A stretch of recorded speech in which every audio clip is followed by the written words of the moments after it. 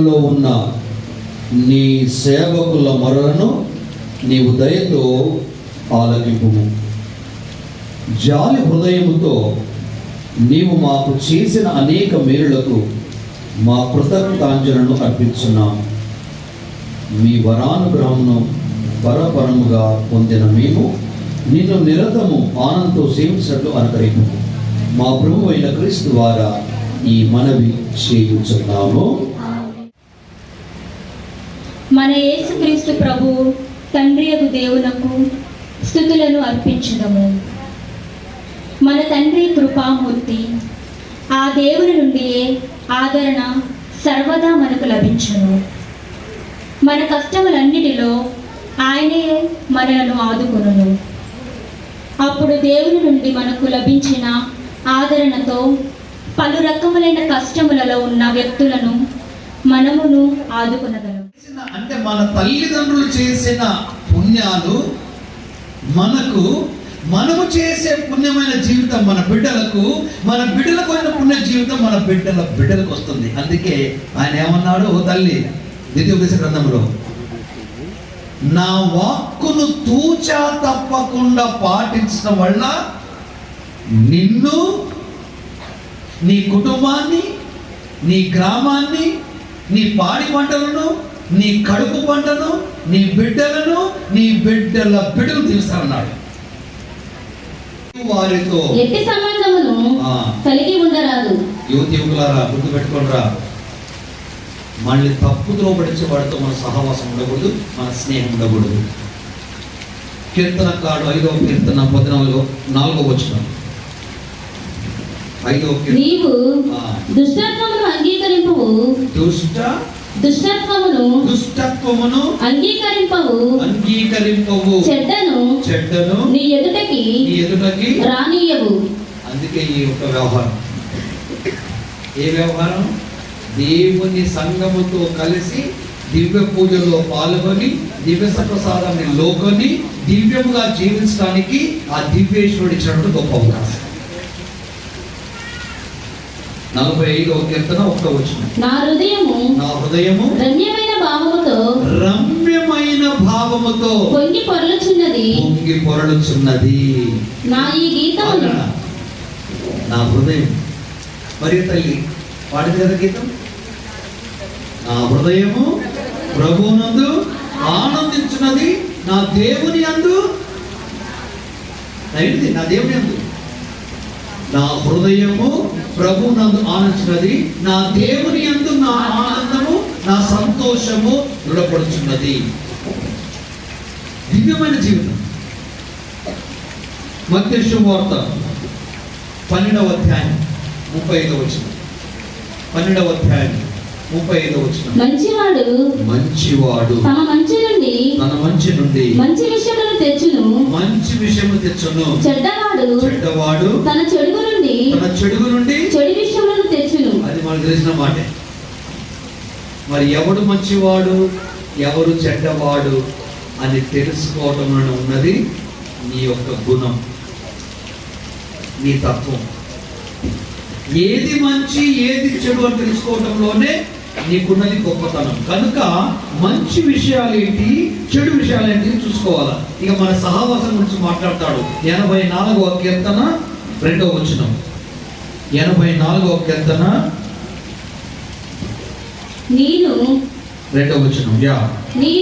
నేను ప్రభు మందిరమును దర్శింపవలెనని ఉవ్విళ్ళూరిపోవచ్చున్నాను. తప్పించిపోవచ్చున్నాను. పూర్ణ హృదయముతోను ఆనందముతోను నేను సజీవుడైన దేవునికి గీతమును పాడుదును. ఇక్కడ పాల్గొన్నాను. ఈ యొక్క అర్థం తెలుసుకుందాం. ఇది నేను విశాఖపట్నంలో నిన్న ఇదే టైంకి ప్రసంగం చెప్పాను. ఈ మాటలో కరెక్ట్గా ఇదే మాట ఈరోజు నాకు ఇక్కడ కూడా దొరికింది. 84వ కీర్తన 3వ వచనంలో మరొకసారి చదువునా? నేను ప్రభు మందిరమును దర్శింపవలెనని ఉవ్విళ్ళూరిపోవచ్చున్నాను. తప్పించిపోవచ్చున్నాను. పూర్ణ ఆనందముతోను నేను నేను సజీవుడైన దేవునికి గీతములు పాడుదును. చక్కని మాట వినండి అన్న. ఓ గ్రామం ఉంది, దాచారం గ్రామం, విచారణ, పెజ్జెక్కి మండలం. వాళ్ళు వలస వచ్చినటువంటి ప్రజలు గుంటూరు నుండి. వాళ్ళు అక్కడ వాళ్ళ పొలాలు కొనుక్కొని, రేగడి పొలాలు కొనుక్కొని, రేగడి పొలాల్లో గుడిసెలు వేసుకొని ఉన్నారు. నేను అక్కడికి సహాయక గురుగా పోయాను. అప్పుడు సన్నగా, ఇంకా కొంచెం చిన్నగా ఉండేవాడు.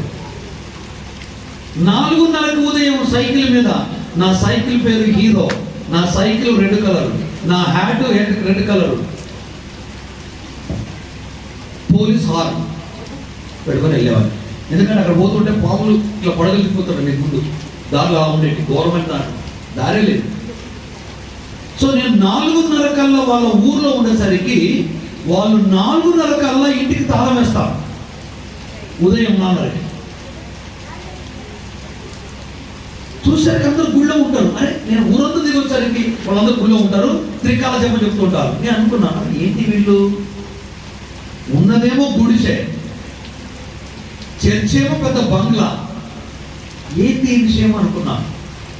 అనుకోకుండా అడిగాను, ఏంట్రా బాబు మీ పరిస్థితి ఏంటి, మరి మీ డబ్బంతా ఈ గుడికి పెట్టారు, మీరు గుండెలో దాచుకుంటే మీరు బాగుపడ్డరు కదా అన్నాను.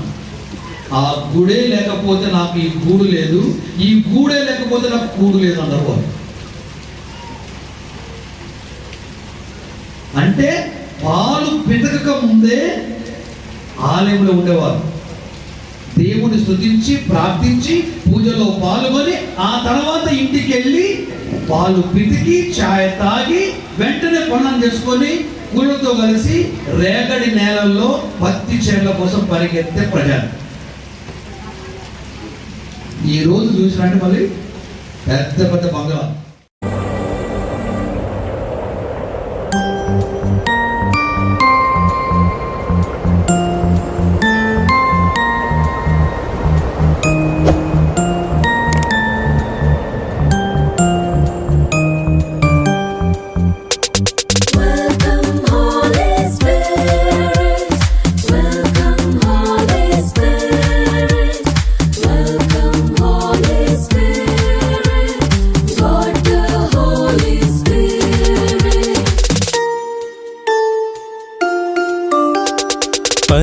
పరిశుద్ధాత్ముడా నా జీవనాదుడా, నీ వరములతో నన్ను నింపుమా.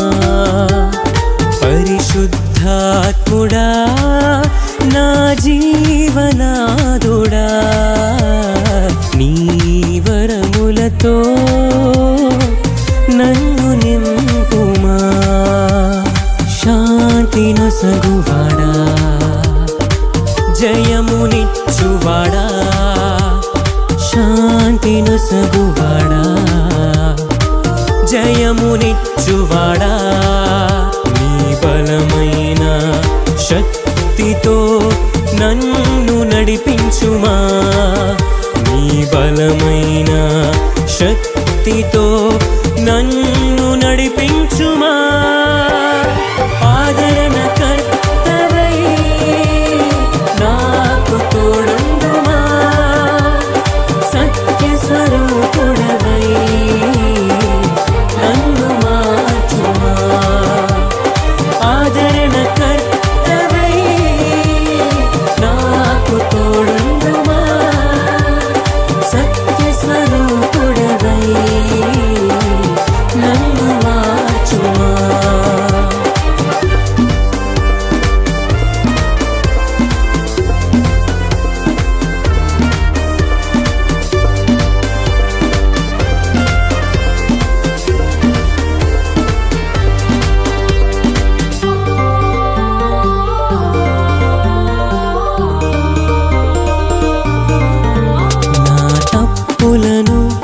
సరిచేయుము, నా తలంపులను పవిత్రపరచుము.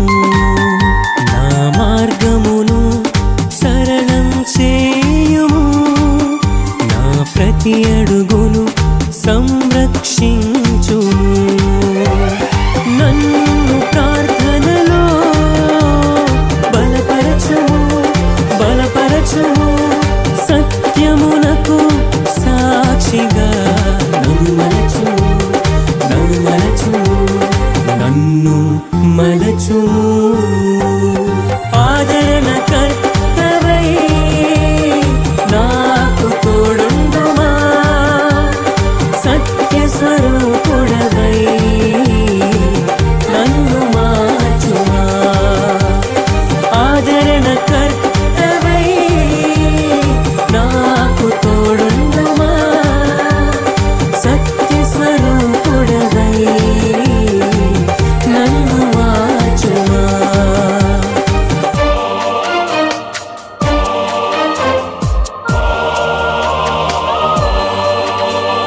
పరిశుద్ధుడా, పవిత్రుడా, పరిశుద్ధాత్ముడా.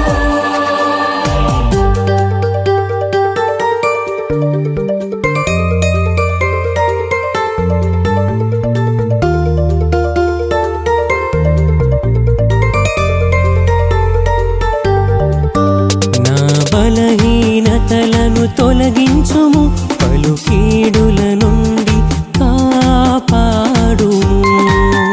అంతరంగిక స్వస్థత దయచేయుము, నా కన్నీటి బ్రతుకులు ఓదార్చుము. నాకు సంతోషము ఒసగుము, ఒసగుము. క్రీస్తులో జీవించ నేర్పించుము, నేర్పించుము, నాకు నేర్పించుము. ఆదరణకర్తవై నాకు తోడుండుమా, సత్య స్వరూపుడవై నన్ను మార్చుమా. ఆదరణకర్తవై నాకు తోడుండుమా, సత్య స్వరూపుడవై నన్ను మార్చుమా. పరిశుద్ధాత్ముడా